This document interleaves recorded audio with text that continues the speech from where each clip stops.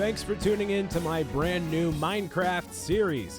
After a long hiatus, I'm ready to jump into more blocky action with 101 new ideas. Thanks for rocking with me all year long and enjoy the series. So this is where I'm at with everything here. We have the trees cut down.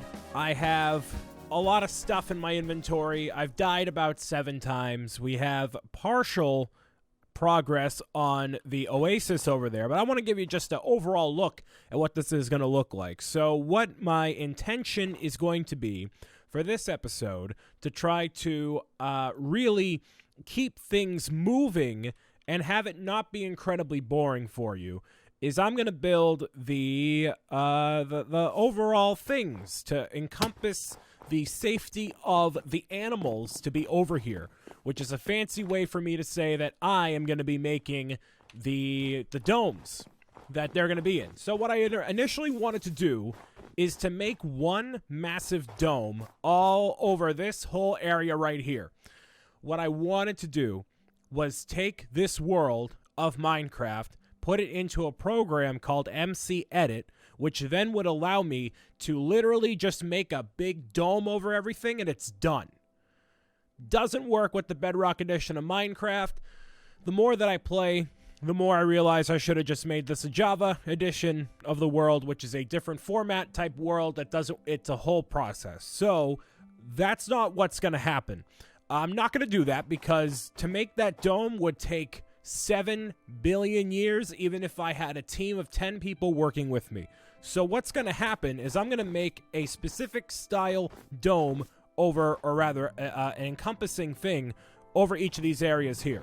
So, for example, there's going to be the jungle tree area. There's going to be, or rather, the jungle area. There's going to be where the farm animals are. There's going to be polar bears over here. And then we obviously have the oasis. I wanted to make the oasis be open air like this, but I think they're all going to have to be in this, you know, the massive dome sort of a thing. I'm not very happy about it, but there's really no other way I can do this without it taking literally a billion years. So the first thing I'm going to do is the jungle area here. I said that very weirdly. The jungle. I'm going to be doing the jungle here.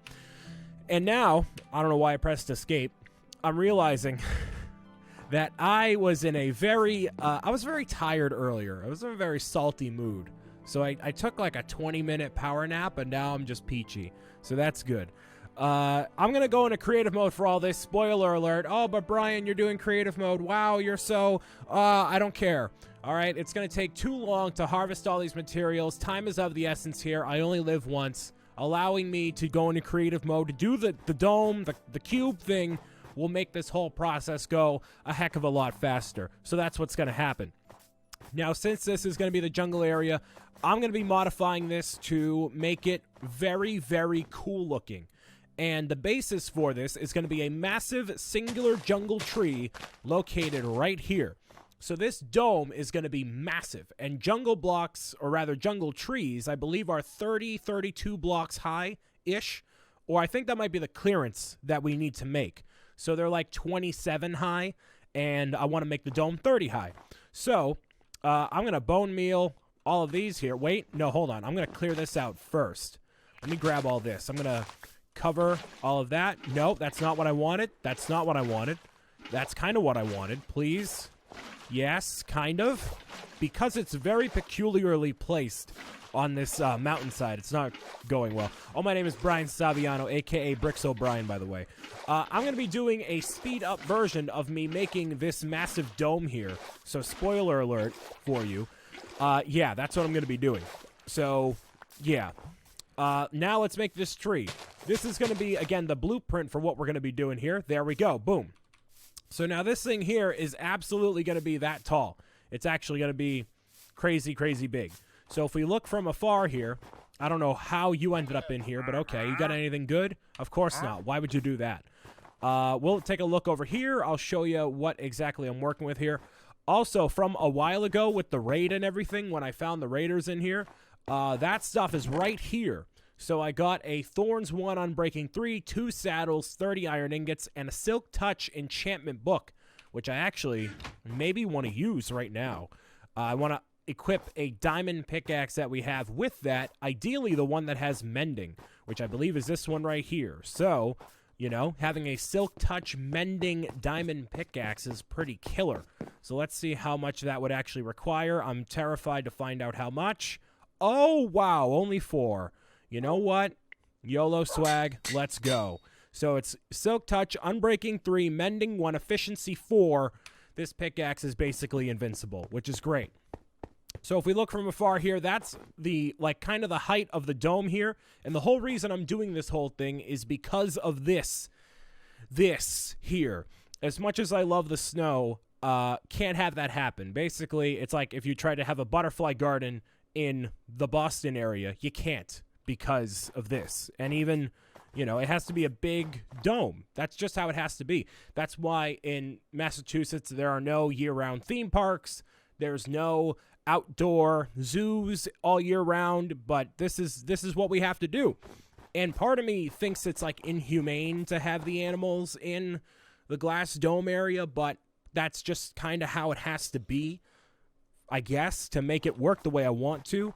Obviously, this dome is going to get removed here too. But let me show you what I want to do for the thing here, the dome, the design. All right, so I'm just in a random creative world that I made, and I was, really? The rain? Okay, sure. So I was measuring the height of a jungle tree here. Also, this here is a very interesting thing that I'll tell you about in just a second here. So I'll show you the design for the thing I was building over here. So initially I was going to go with this, and I think this looks very plain, very boring. You know, it's just a glass dome, kind of similar to what we have with the bees, and I don't want that. So I came up with this design over here. You might say, Brian, there's a lot of wood planks, there's a lot of stuff involved here that isn't glass. This is kind of too much stuff going on here. But if you imagine this being massive, like 10 times the size, it's going to look a lot better. So this is the idea that I had. It's going to be big enough so that way, you know, I can get inside of here and I can do whatever I need to do. The animals can exist and, you know, be happy. And then this grass over here is not, well, I mean, after I plug this hole right here, nothing comes in through here. It's all basically controlled temperature sort of thing right there. So that's the idea.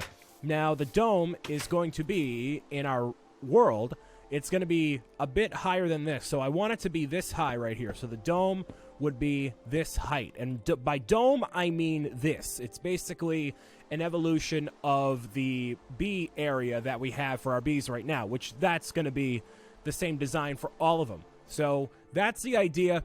It's going to be a big old cube.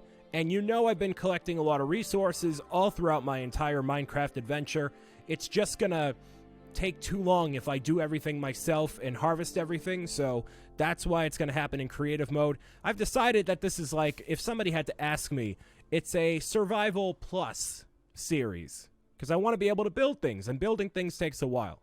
So I'm going to go back into the other world, and we're going to get building. So you'll hear from future Brian right now anyway, so here we go. Alrighty, people, we're going totally random and off topic for this one as I construct this entire jungle, you know, thing. It's going to be a very massive structure here. I'm actually going to lean back a little bit. I'm going to lean back here just so, you know, I get a little comfy and cozy here. You know, being upright in this chair is very exhausting sometimes. So enjoy the super speed building. And what I initially wanted to talk about while building the underground bunker for storage, but that didn't end up being a thing because I lost the footage. The thing I did want to talk about was how around that time I actually went ahead and watched 2 movies. Was it 2? Yeah, it was 2 movies. And, you know, just a random little thing that so I rarely watch movies, right? I rarely do, because I'm so focused on doing videos, and I don't watch any TV. I don't watch anything like that. I rarely watch any series or whatever. The only thing I've watched is like The Mandalorian recently. Other than that, for TV shows, really nothing at all. So I'm so focused on this stuff, I don't really watch movies other than like Marvel movies and whatnot. So it's very rare that I watch anything. And I was over here at the office with my friends Ricky and Charles chilling.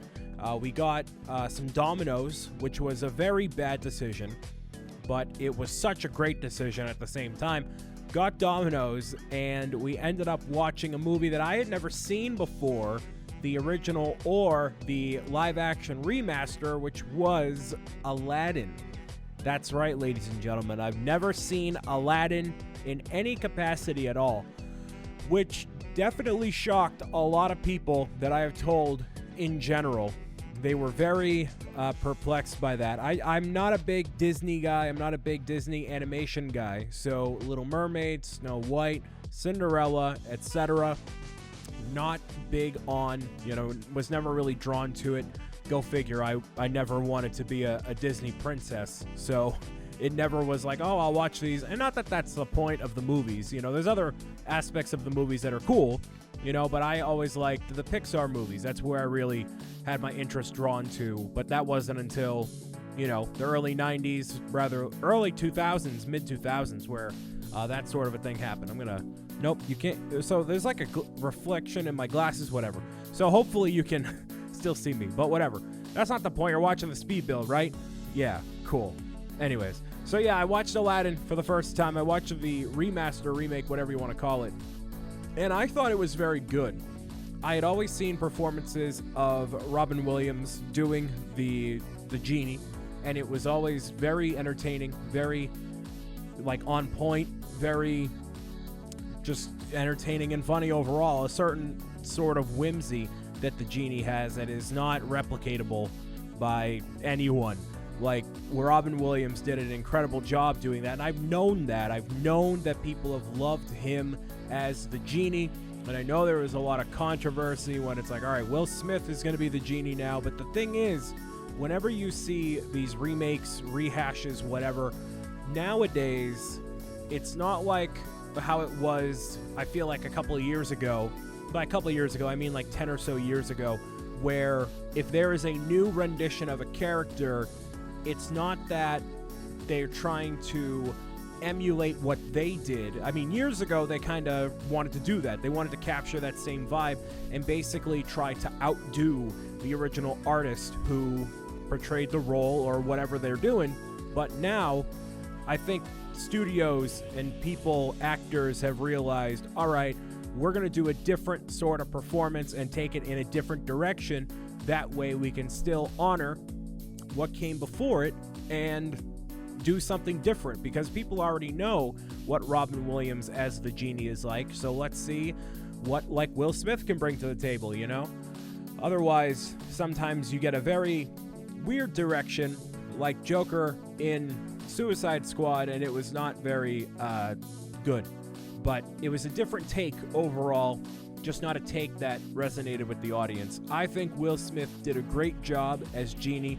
I thought the only complaint I had was I thought and believe you use in two different types of contexts. But I think that Jafar is a little bit too young based on what I've seen of the character in trailers and, clips and Kingdom Hearts. A lot of the exposure I have to Aladdin is from Kingdom Hearts, good or bad. So that's all I'm really based on a lot of it off of. The giant lion, you face off against that. You get, just the whole environment, everything. That's what I'm basing it off of. So Jafar, I just see as this very old, sultan, wannabe sultan rather, trying to obtain power by any means that he can, and he just can't get it because he's unworthy of it and he's evil and whatever. But I always saw Jafar as old, and I initially thought that Jafar was the brother of the Sultan, because that just makes sense.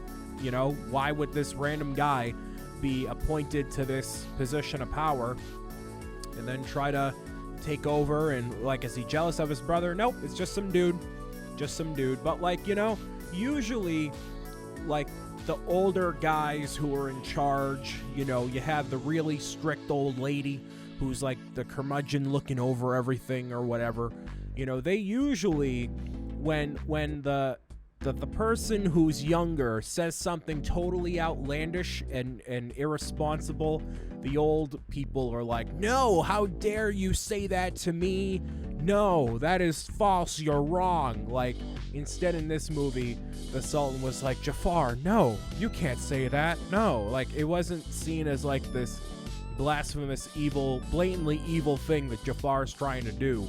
He just kind of was like, no, which, you know, if I were in that position, I'd be like, you're low-key evil, aren't you? You're trying to really take over everything. You really want me dead, don't you? That's what you really want. But yeah, so that is, that was the whole vibe I got. I'm like, you seem pretty, like, you're getting away with this fairly easily, or more easily than I thought.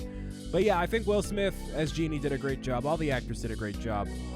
Unfamiliar with a lot of the work that everyone else is in, so I have no other biases with any of the other characters because I haven't seen any other real portrayal. I'm usually not a musical kind of guy, so, you know, the music was not too well overdone here. It was appropriate, I would say. You know, when I go to a musical, I expect the music, but Disney movies, like, I want to watch a movie, I don't want to watch a musical. I want to watch a musical, I'll go to a play and do it that way, but, you know, this Disney movies always kind of transcend that anyways. So, no other performances to base it off of. It was enjoyable. It was overall enjoyable. Will Smith did a different take than Robin Williams, which is incredibly important, more modernized, more his own style, which is good because Will Smith is funny. He's a funny guy, go figure. So it worked out. And I really enjoyed it. Will I see the original? Eventually, I will, you know. I just haven't had a good chance to sit down and watch a lot of movies, and we were actually going to watch Lion King after that. Turns out it was not available for us to watch at the time. So, what other movie would we watch after the Aladdin movie? What is a great replacement for the Lion King, ladies and gentlemen, than none other than the Jimmy Neutron movie. That's right, I sat there and watched the Jimmy Neutron movie for the first time in like a decade, like at least 15 years, which makes me sound so old, but it's so true. And man, yeah, I'm kind of realizing right now that maybe some of you just don't know what Jimmy Neutron is because you might be too young for it. And you know what? I get that. All right. Jimmy Neutron, the boy genius, is gifted with a massive head. Just like a really, like, unfathomably massive head. Like, I don't know what genetics he got, but like, dude, this guy's head, he's got a gourd, dude. It's at least this big, and his hair is even bigger than that. Like, he's got this kid's got a noggin on him. I don't know. I don't know what you know, like what type of milk he drank when he was young, what farms was selling. But man, he's got a big head. So that's really like a big selling point of his personality trait.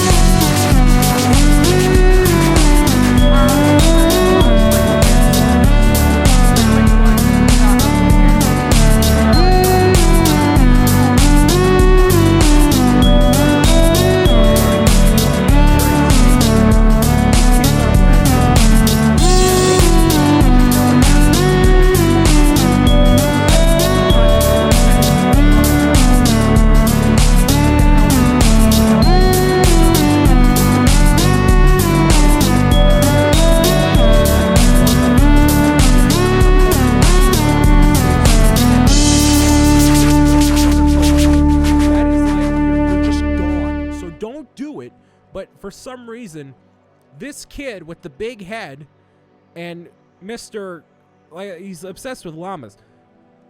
Carl's obsessed with llamas. This guy, they are totally fine. They're totally good. So I guess the fabric of space doesn't apply to these kids, whatever, right? So that's how you know you're in for a ride, right from the get-go. Because these kids can breathe in space. Amazing. Like that, there's no, like, technology in like the year 4000 will not be able to figure out how to breathe in space without a helmet. Mark my words. Unless you're watching this in the year 4000. If you are, go do something better with your life than watching this old piece of garbage media. But whatever. So they do that, and he solves a bunch of his daily problems involving school and how girls are icky and he's like in 5th grade, right? So he tries to solve all these issues with all these gadgets, and he decides, you know what? I'm gonna yeet a toaster into space. I'm gonna throw a toaster into space and call upon any foreign alien thing, right? And it turns out the only things that are out there, because I'm sure you have a question. There must be other forms of life other than what's on Earth, because the galaxy is infinitely expanding, like more expanding than the amount of random nonsense in my brain, right? Infinitely expanding. So there has to be something out there. There has to be a full planet full of like fictitious blue penguins wandering around that can talk and trade stocks on the stock market, right? There's got to be something out there. They got to have all different forms. Maybe they're like humans, they're more lanky and they got these big gray eyes. I don't know. There got to be something out there. But apparently, in the Jimmy Neutron universe, the only thing that's out there is giant floating eggs. Giant floating eggs. I'm not making this up. I wish I was. There's eggs that have this green goop inside of there that kind of look like snails on the inside. Got these giant boogly eyes, and you know, they're all like eggs. They're all just giant eggs. And the thing with them is that they want to kidnap. They come to Earth and they kidnap just the parents. Okay, just the parents to feed to their savior, to their whatever, right? You're on board? All right, good. Just making sure you're still with me.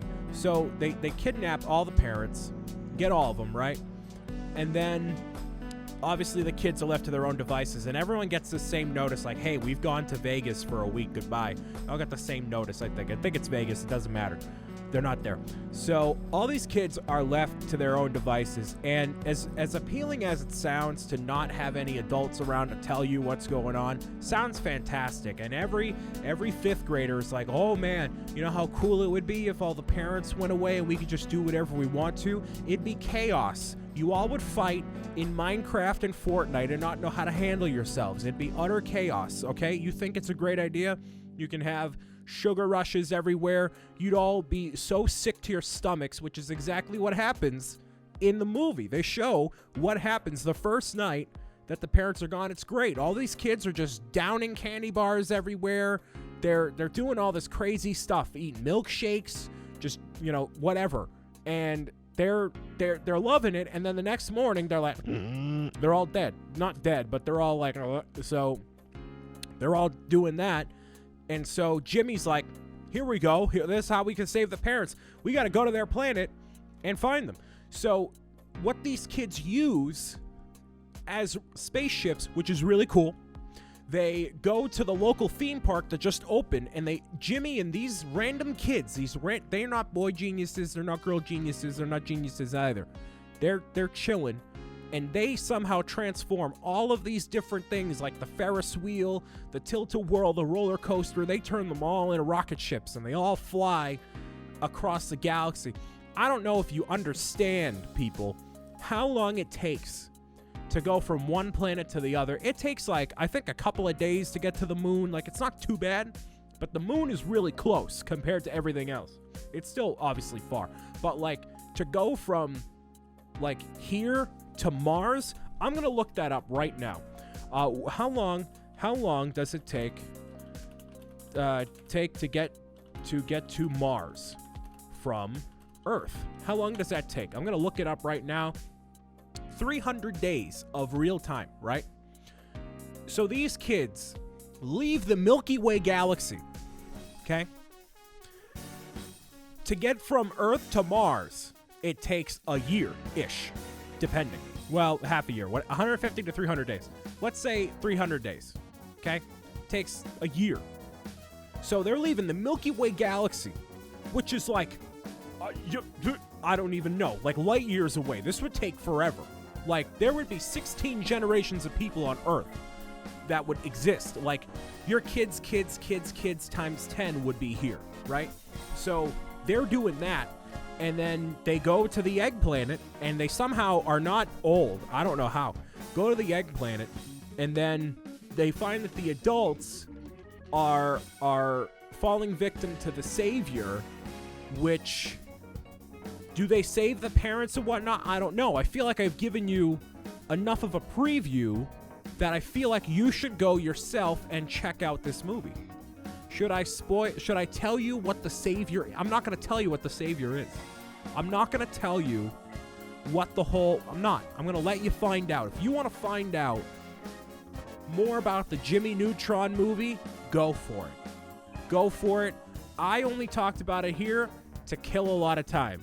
So hopefully you enjoyed that entire tangent as I wrap up this jungle area here, which is in no way indicative of anything pertaining to this topic here.